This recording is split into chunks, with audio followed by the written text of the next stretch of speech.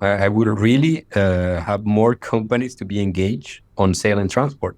Call it coffee, call it cacao, or everything else, because it's it's like when you're saying in this kind of business, it's a business that is doing good. So I think if we are all doing in a moment good things, it's better. And I will apply a very simple term in business, and it's supply and demand. The more we have the demand, the more there will be a supply, and the more it would allow companies like those to continue their growth.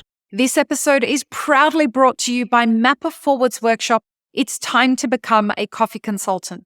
Learn how to diversify your revenue streams and create freedom from your day job while saying goodbye to that alarm clock forever by becoming a consultant within the coffee industry or directly to consumers who have shifted towards home brewing and home roasting. Protect your income from challenging times in the coffee value chain by taking this course today. Go to mapperforward.coffee/workshops or click the link in the show notes for details. Welcome to the Daily Coffee Pro by Map It Forward, friends. I'm your host, Lee Safar, and this is unfortunately the final episode of a great 5-part series with Angel from Belco. We both hope that you followed along and found this conversation interesting. We've had a blast. We just hope that it's been coherent for all of you, because and the biggest problem is when you have these conversations is that there's so much context that we have that we're just having a conversation, right? And so I have no idea if people listening are following the conversation well. The feedback that we get about this podcast is always really beautiful. So thank you to everyone for that fantastic feedback. I hope this is another series that you enjoy being. No, it's funny, because sorry, as you say, let's try not to go over couple of minutes, and then I was thinking, where were we gonna talk on? We try and keep these episodes to 20 minutes. Yeah. We failed so fucking badly in this series. And let me tell you, we've been very constrained. So, in this episode, Angel, be our fortune teller and tell us coffee logistics in 10 years from now. What's going to happen over the next 10 years? Again, if I have to talk about their world or my world, I will start on my world. Yeah. So I was telling you, we are really working on this sailing option as a true option. And as the main options, of course, it will depend on how the shipping line thought at this moment, which is the shipping line on the sailing vessels will have the routes to do. But we are sure that, or we have engaged to do 2 sailing boats from Colombia per year, 2 from Brazil, 1 from Central America. And we're going to be the first in when there's 1 for Africa as well. Wow. Wow. I mean, that could be a geopolitical clusterfuck, but...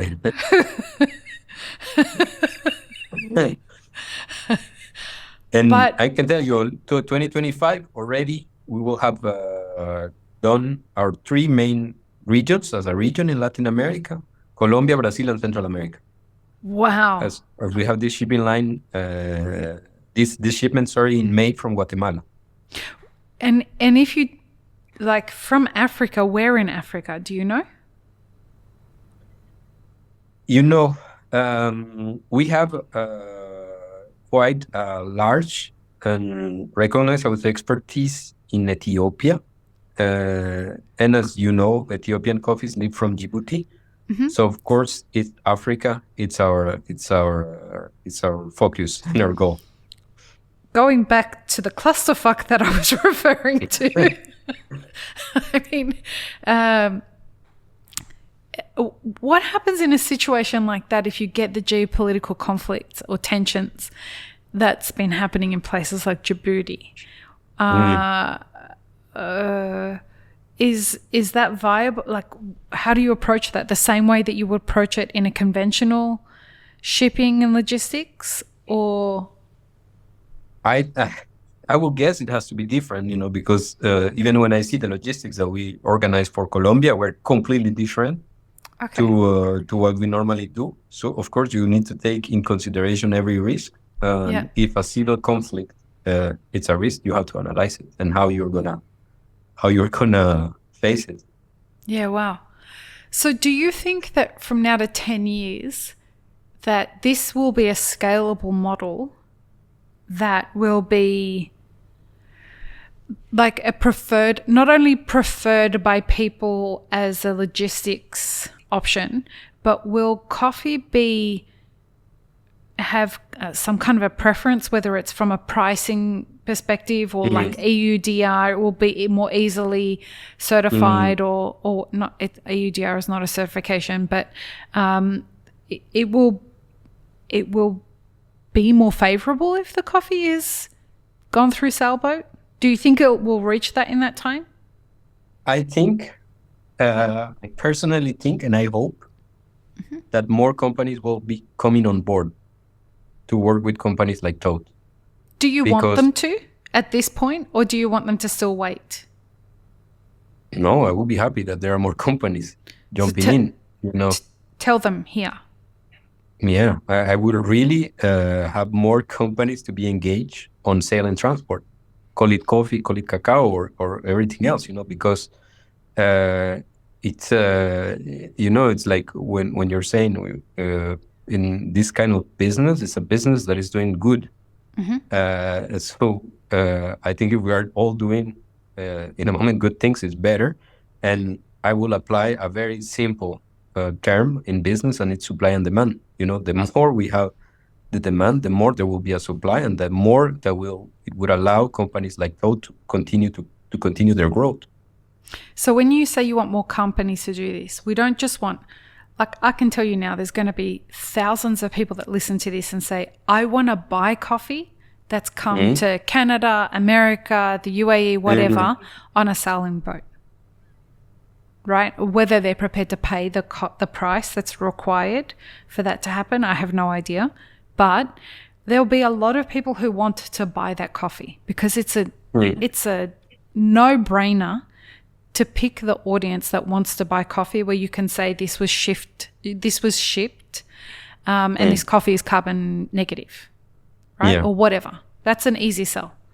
But finding on the other side of that, what you need to find is companies that are importers and exporters that want to participate in sharing the risk with a company like Belco to move this coffee. Are you looking for both of those kinds of parties to either get in contact with you guys or get in contact with Tout, or like who are the partners or who are the people that should be thinking about getting involved in this? I think it's as an importer, as an exporter, you book sea freight every day. So it makes a big part of what we do. So I think in a moment, you need to look at it and say it makes part of my overall chain of business, and you cannot ignore. And I think I really think that you can make changes at any part of the chain, and this one is an important one. So I will encourage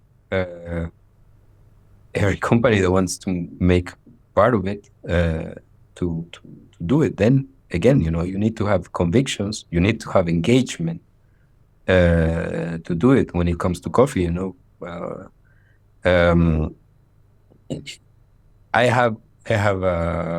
was telling you, I think I was telling you this when I was in Dubai. I think I've never worked that much in a so concentrated period of time, but because I wanted it to work.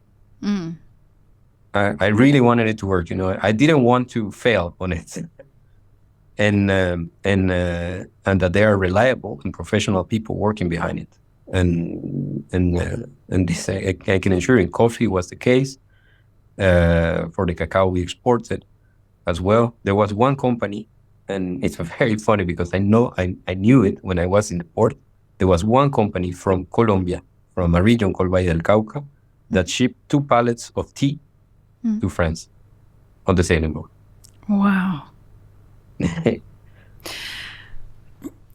From the moment you started telling me about it, the reason, and I've been trying to get you on the podcast in September. Yeah. Right? And I've been telling you that I'm sorry that I don't. Every week he messages me, I'm so sorry, my friend. I can't do it this week. Please forgive me. And I'm like, no, I want you to do it when you're ready. But the reason, other than you're a fantastic human, the reason I wanted to have you on the podcast is because of something that I have so much respect for, of everyone that's working on this project, particularly about the sailing boat. Have you heard of this word grit? Do you know what grit is? The NGO? No. Grit is, the definition for grit is passion. Yes, sorry. Yeah, yes. Passion and perseverance for a long-term project, for a long-term goal. And the grit that I witnessed with everybody that was involved in this was, the only word I know how to describe it, it was magical. It was this kind of commitment. There was no questioning whether this is going to be a success or not. There wasn't any of that. You know what I mean? And it was funny because at that time, Felipe, he was just 2 months behind. Yeah. And I was telling you, like, it's going to be a tsunami. And he was saying, yeah, I know. And I said, no, really. No, you really don't know. Yeah. And he was like, I was coming from the future, and just for a couple of weeks, and I know, I mean, I'm very happy, fortunately it went well for the both of us. Alhamdulillah. That we manage it. And, I think that is something, there's 2 concepts that I apply on my, I would say, professional life. The first one, it's one that a teacher told me when I was in the university. She asked what a professional was, and a lot of people were saying, "What do you think is a professional?" etc. It's a professional. It's a person that puts knowledge at service of society. Oh, I love that. So I always try to say that it has to have a sense what you do, and it has to have a sense for the others, not only for you. And on a very personal perspective, I since the day I started working, that I became a worker, a professional, I give a lot of time, and you have seen it on my work. And that time is a sacrifice on your person, is a sacrifice on the time of your family, etc. And I want it to be worth it. And be worth it is not money, it's be proud, and people around you be proud of it. My daughter wanted to come for the sailing, and unfortunately she couldn't because it moved from the weekend to the week. So she had school. And the thing is that, we didn't know exactly when was the ETD, which is the estimated time of departure. So I could not take her with me to the port. She's 6-year-old. So I could not take her because I didn't know how long I was staying. I don't know if you remember, we were talking when I was in Santa Marta. Oh, yeah. And I was telling you, well, finally I'm staying. And then you were saying, oh, you're home. And I said, no, I'm still in the port waiting for she to leave. So I couldn't do that. And in a moment, she was happy to see that, like a big sailing boat going away, and I think that's something that I try to apply like every day, You must have been so proud. Like the fact that your kid is so proud and wants to be engaged and is watching her father be part of this thing that is the first in the world. That must be very cool. Yeah, and it's like they can image it very easily, because if to my daughter, 6 years, she's 6-year-old. If I tell them I'm gonna have an impact on the environment, on the economic of the coffee farmers, etc. You know, she would say, yeah, fine, you know, really Good for story. you. Yeah, but this is factual, you know, and this I know my daughter. She says she wants to be an oceanographer when she be an adult. So for her, you know, the ocean is something. So she was, of course, very happy with when you say no leak of fuel. You know, she knows what it means. This generation is completely different to the way Yes. like the ones that before I grew up. They're dealing in real time with all of these issues with regards to climate. When you're in a very different way. Oh yeah. Well, and you know, during the regenerative ag workshop, Murillo posed this. He told us about this exercise that they're giving kids at school now in Brazil. When I was a kid, you got this like egg carton and a piece of cotton, and you got given a seed, usually broad beans, and you put it on there and you water it and you watch it germinate. That's how you're taught about growing things. Not now. Now, different kids are given, some are given soil, some are given sandy soil, some are given clay, some are given, they're allowed to give their cup and seeds 2 drops of water a day. Others aren't allowed to water it at all. And some are allowed to give it the right amount of water that would be needed. So the teachers are trying to demonstrate to the kids, like, this is the reality of what farmers in Brazil are facing now. Some only get a tiny little bit of water to give their crops, and others are given drought. Like, these kids are learning this in kindergarten now. Yeah, no, and you know, and I think even if you think it this way, you know, before we used to say the children, the young people are the future. But the truth is that the future is in our hands. Yeah, we have to make this future for them. And now you see that you say the future is in our hands. We need to act now. We need to do things in a different way. And you know, what better example you can give to these new generations that seem to be more engaged, that also seeing you doing it? Because, you know, before, I can tell you this, I hear it from elders, you know, saying like, oh, I will screw it this way. The next one that will come will do it differently. And I think this speech has changed as well, you know, saying we need to start building our future, because it is now. What we do now has consequences tomorrow. I feel that I have anyone who did get to see the regenerative ag workshop, and it's, by the time this comes out, it will be available on demand if anybody wants to, and it's $20 if you're not a coffee producer and $10 if you are a coffee producer. It's very affordable. Everybody should watch it. Why? Because you get a whole new concept for how at risk the future of coffee production is.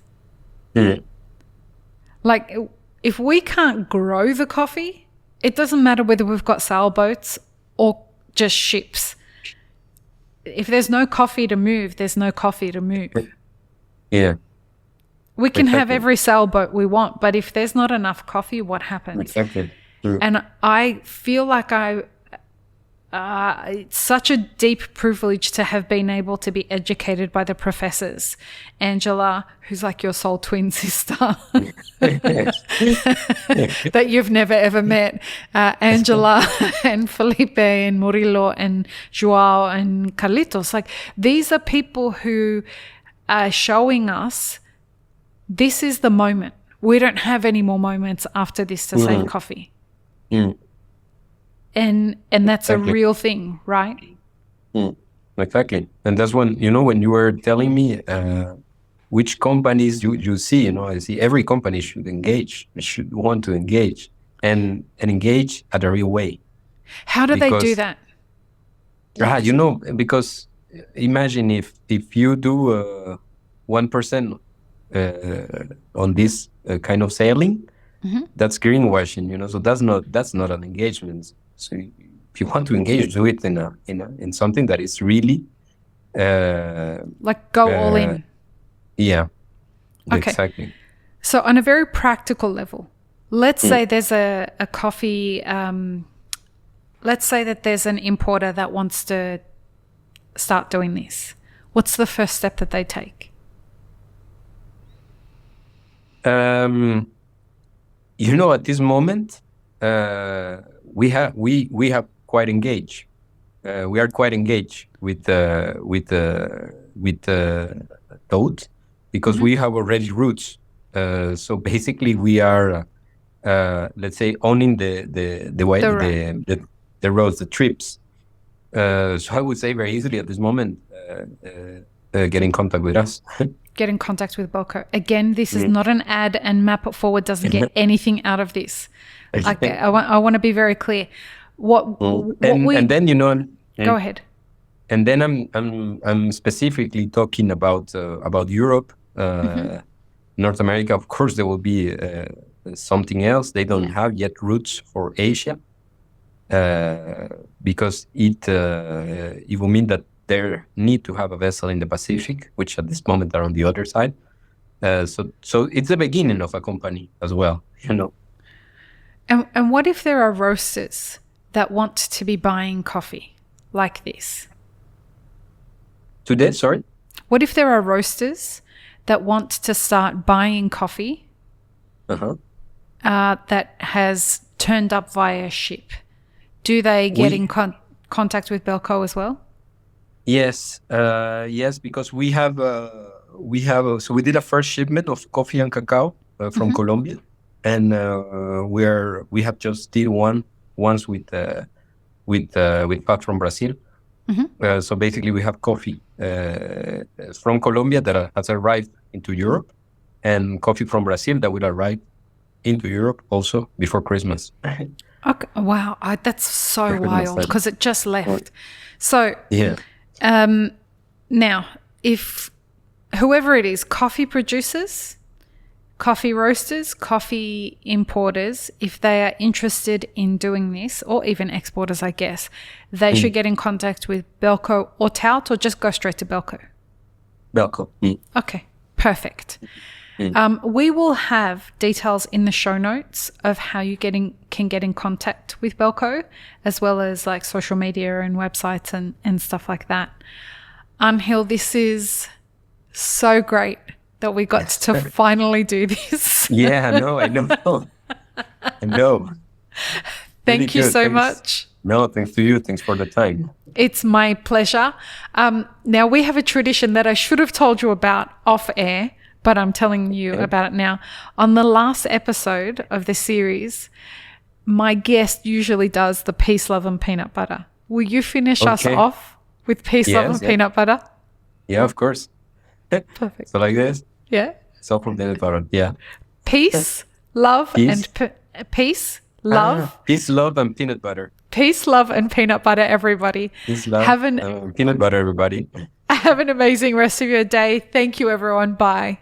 I really hope you enjoyed this episode, friends. Please don't forget to show us some love by subscribing, liking, commenting, and most of all, sharing this podcast with your friends.